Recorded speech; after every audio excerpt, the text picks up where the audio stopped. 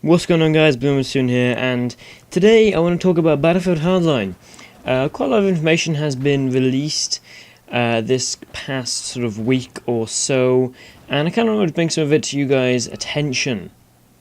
Now, the first thing I want to talk about are, I have some ideas which I'll share at the end of the video about Battlefield Hardline, but the first thing is I'm going to start my Battlefield Bad Company 2 Let's Play on basically Monday next week. Now, the question I want to ask you guys is, do you want to see less videos, like possibly make these videos once every 2 weeks, or do you want me to keep everything like it is, do a Bad Company 2 Let's Play once on a Tuesday or a Thursday, and then one on the weekend as well, maybe on the Sunday. Preferably, I'd like to do it on the Tuesday and the Sunday. I can easily do on the Tuesday and the Thursday, which would be very good, but it's up to you guys, and I'll think about it either way. But anyway, today's topic, like I said, is some of the new news that we have about Battlefield Hardline. At the moment, we know the Battlefield Hardline has been delayed, and the reason being is because it sort of wants to get a new identity, in a way a new badge, which is a good thing. You know, you might think, oh, why can't they make it, like Battlefield 4? Battlefield 4 is really good. But don't get me wrong, Battlefield 4 is good, but if you have a game that is similar to it, basically it's Battlefield 4.5. It's no different. It's like a DLC for Battlefield 4. So, I'm going to talk about some of the changes they made today. First of all, we know there's a new sort of play style. There are less vehicles, there's no tanks, as we know of just yet. There's no attack choppers, again, as we know of just yet. There are scout choppers, which I think would be good enough. But the game is seeming very much more infantry based, with less of a focus on vehicles and vehicular combat, which is a good thing. There's a lot of people who are a fan of that. Some people won't like that, but you can't make everyone happy. There's a few other things. They're going back to the by the way, for the gameplay style as well, it appears that it's going more of a mix this time of some open gameplay, where it's big open land and then small enclosed areas, which is again a good thing. That gives good variation, and I can imagine being very fun. A few other things, they're going back to the old Bad Company 2 classes, where the Assault has the ammo and the Support has the health. Now you might think, oh come on, why are they doing that? I like the Battlefield 4 ones, and yeah, they're good, but if you think about it, it's a little bit overpowered if the Assault, who has the best gun, also has the ability to heal himself, because they can go get on a massive kill streak, still have enough ammo, re-heal if they got shot at all, and then continue on the kill streak. If they have the ammo, they're able to go on a little kill streak, run out of ammo, then refill, but then if they're low on health, they haven't got anything to regenerate their health with. Also, again, the same then for support. You can't have a support player who's just going to sit in one place, shooting one particular lane and keep getting ammo from it. I think it's a good idea, and personally, it'll be something that changes up the game a little bit, makes it a little bit different. A few other things, there are new gadgets which we already know of. There's of course the new zipline and the new grappling hook, which look really good. And I can't exactly remember what it was, because obviously the beta was out a while ago. But I seem to remember there being sort of a scanner device they placed on the ground and it did something. I can't fully remember what it is, but I'm sure if you played the beta you understand what I'm talking about. Just here, you see me trying to shoot this tank, because I'm wondering, does this gun do any damage? And that's something I like to see in Battlefield Hardline. I'll go into the vehicles in a little minute, and I'll talk about this again when that comes up. But also, there's new vehicles, which I was just talking about. There's the spawn trucks. I believe there was a monster truck for the criminals, or the robbers, and then there was a sort of big, heavy police truck for the police units, obviously.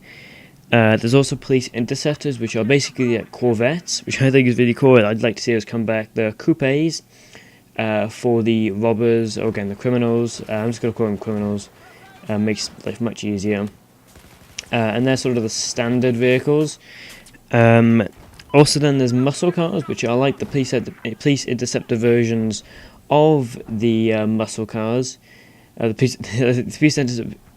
The muscle cars are like the police interceptor versions, but they're for the criminals. Again, they're fast, powerful, and will be a lot of fun to drive. And finally, the point which will bring me back to the sniper rifle is the police riot control vehicle. I can't remember what it's called, but it had a big gun on it, and it had a grenade launcher. I didn't like it at all. It was pretty overpowered, and personally I think it's something they should get rid of.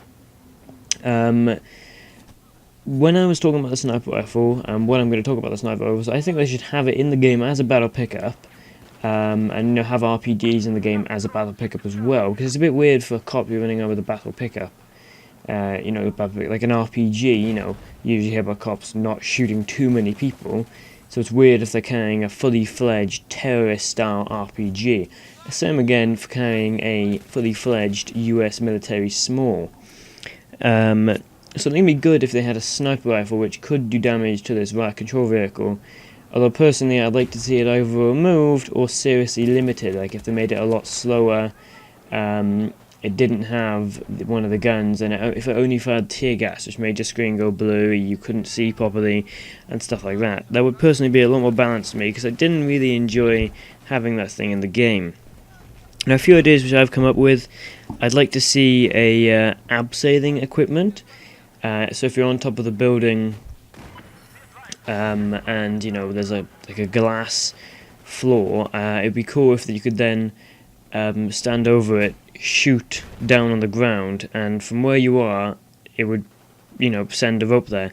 That might be difficult to do, but it could be a reverse of the grappling hook. If anyone remembers your grappling hook, you'd pull it out and it would highlight parts you can click onto to then send a grappling hook up and climb up from those. So it would be good to have the reverse of that, like I said, where you can stand on top of the building, go to a corner, aim at the corner. If it's green, it means you can fire a line to that, or not a fire line, you can go clip a line to that, which will then send a rope down the side of the building. This would be a good way to stealthily break into somewhere, or like I said, abseil down through a roof. A few other things: I'd like to see faction-only weapons. If you guys remember back in Battlefield 3, we had the AK-74M for the Russians, and then we had the M16A3 for the US, and it was good because you couldn't get those guns early and easily at the start of the game. You had to play quite a lot of the game in order to be able to get them. So I'd like to see that sort of thing return. Maybe for SMGs you can have the criminals have a Uzi or something cool like that. These need to be iconic weapons for people to use them. If it's something simple, then people are going to go, what's the point of using it, there's no point at all. So obviously the M16 is going to be the cops one, the AK-47 or the AKM is going to be the criminals one for the assaults. PK Pensioner would be a good one for the criminals, but you don't want to make them too sort of Russian, Either way, it would be a good thing to balance out and a good thing to try.